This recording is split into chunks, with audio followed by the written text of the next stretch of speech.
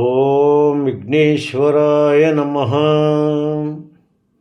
ఓం సాయి శ్రీ సాయి జయ జయ సాయి.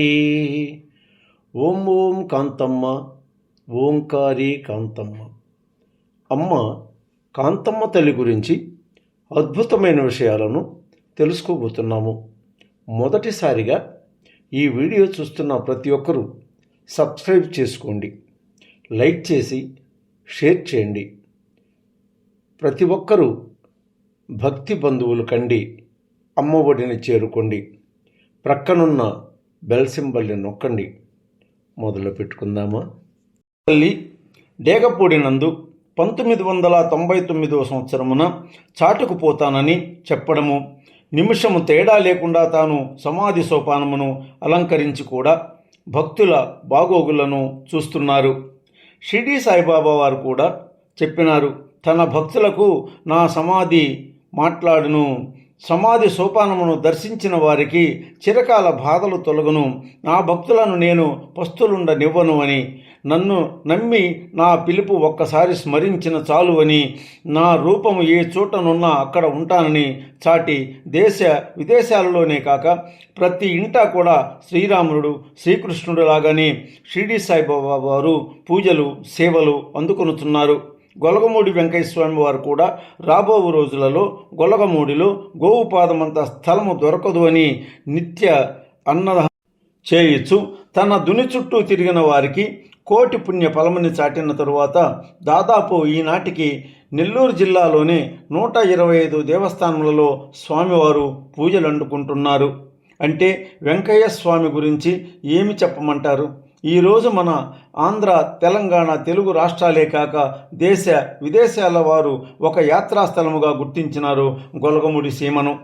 అంటే శ్రీ వెంకయ్య స్వామి వారు ఎంతటి మహాత్ములో మహనీయులో చెప్పనక్కర్లేదు. అలాగే మన కాంతమ్మ తల్లి ఇసుక నీటి యజ్ఞం చేయొచ్చు, తన భక్తులను ఆశీర్వచనీయులుగా సంచరింపచేయుచున్నారు. అంటే ఇది చిన్న విషయం కాదు. భగవంతులు ఎప్పుడు భగవత్ స్వరూపులే కానీ వారి వారి రూపాలను బట్టి వారు ఎంచుకున్న మార్గము వేరే ఉండవచ్చు, కానీ భగవత్ స్వరూపము ఎన్నటికీ ఒకటే. అదియే సత్యము, అదియే నిత్యము, అనితర సాధ్యము కాంతమ్మ నామము. ఓం ఓం కాంతమ్మ, ఓంకారి కాంతమ్మగా వెలసిన అమ్మ ఒక ఆదిశక్తి స్వరూపము. అండపిండ బ్రహ్మాండాలను సంతరించుకున్న అవతారము. కొలవండి కొలిచెదము, ధరించండి ధరించెదము. అమ్మ గొలగమూడిలో కాలు మోపినది మొదలు ఎన్నో మహిమలను చూపుతూనే వచ్చారు. ఆ మహిమలన్నీ కూడా గొలగమూడి ఆ చుట్టుపక్కల వారికి తెలిసేవి. ఆయా వ్యక్తుల ఇంట్లోకి పోయి ఆ విషయాలను సేకరించి ప్రతి విషయమును నాకు అందినంత వరకు అమ్మ జీవిత చరిత్రలో రాయడము జరిగినది.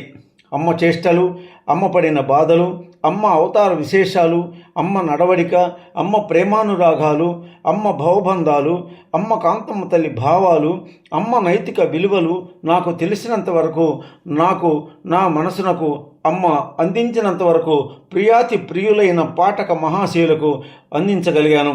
తప్పులు ఉంటే క్షమించండి, నన్ను దీవించండి. 1991 సంవత్సరంలో వాసం శ్రీనివాసులు పొదలకూరులో టీచర్గా పనిచేసేవారు. వీరు వెంకయ్య స్వామి వారికి పరమ భక్తులు. ఒకరోజు ధ్యానములో ఉండగా వీరికి కాంతమ్మ తల్లి చిన్న చిన్న వెంట్రుకలతో తెల్ల చీర కట్టుకుని రవిక లేకుండా ఒక స్త్రీమూర్తి వలె దర్శనము ఇచ్చారు. 5 రోజుల తరువాత తన ప్రియ సేవకుడు రమేష్తో కలిసి ఆ స్త్రీమూర్తి నరసింహులు గారి ఇంటికి వచ్చినారు. నరసింహులు గారు అమ్మను చూడగానే నేను ధ్యానంలో కూర్చున్నప్పుడు కనిపించిన స్త్రీమూర్తి ఈమెనని గుర్తించారు. సాష్టాంగ నమస్కారం చేసుకున్నారు అమ్మను చూసి. అమ్మ నరసింహులను చూడగానే బిడ్డ, నా బిడ్డ అనే దగ్గరకు తీసుకున్నారు. అలా నరసింహులు గారిని దగ్గరకు తీసుకుని ఇంటిలో పప్పులు అంటే వేరుశెనగలు, మినపవడలు, పప్పు పులుసు ఉన్నాయి, తీసుకురండి అన్నారు.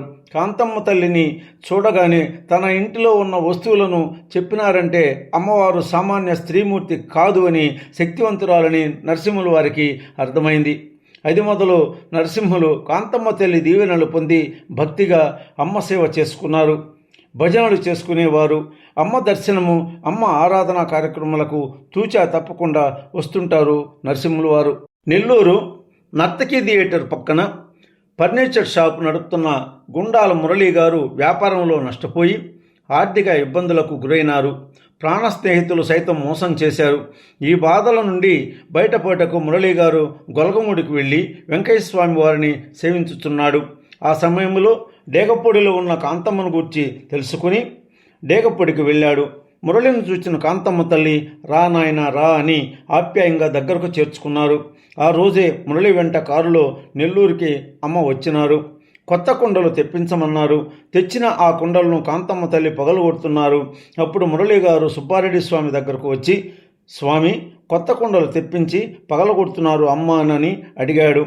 అందుకు సుబ్బారెడ్డి మురళీ గారి మాటలకు సమాధానముగా, మీ ఇంటిలో ఉన్న గ్రహాన్ని చితకబాదుతున్నారు, నీలో ఉన్న దుష్ట చతుష్టయ గ్రహాన్ని వదిలించుతున్నారు అని వివరించినారు. అలా వారి గ్రహాలను పారద్రోలి వారి కుటుంబంను కాపాడన్నది అమ్మ కాంతమ్మ తల్లి.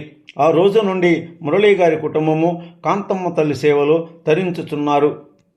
గొల్గమూడి వచ్చినాదిరా, కాకురగం ఇంటిలోన చేరినాదిరా, పూరిపాక పంచయి ఇల్లాయరా, వీధి గుమ్మ మందు అమ్మ పడకాయరా. గొల్గమూడి వచ్చినాదిరా, కాకురగం ఇంటిలోన చేరినాదిరా, పూరిపాక పంచయి ఇల్లాయరా, వీధి గుమ్మ మందు అమ్మ పడకాయరా. అవధూతని తాను మరుగునీయక అందరితో కలిసి ఆడిపాడినాదిరా, వీధి గుమ్మ మందు అడ్డం పడుకుందిరా, వారి ఇండ్లలోని గ్రహాలను తరివినాదిరా. గొల్గమూడి హరి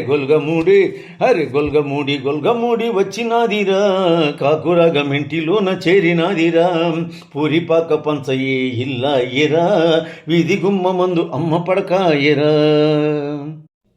వింటున్నారు కదా ఈ విజయభాస్కరుడు పలికిన ఈ మాటలను. మరుసటి ఎపిసోడ్లో మరికొన్ని మాటలు తీసుకొస్తాను.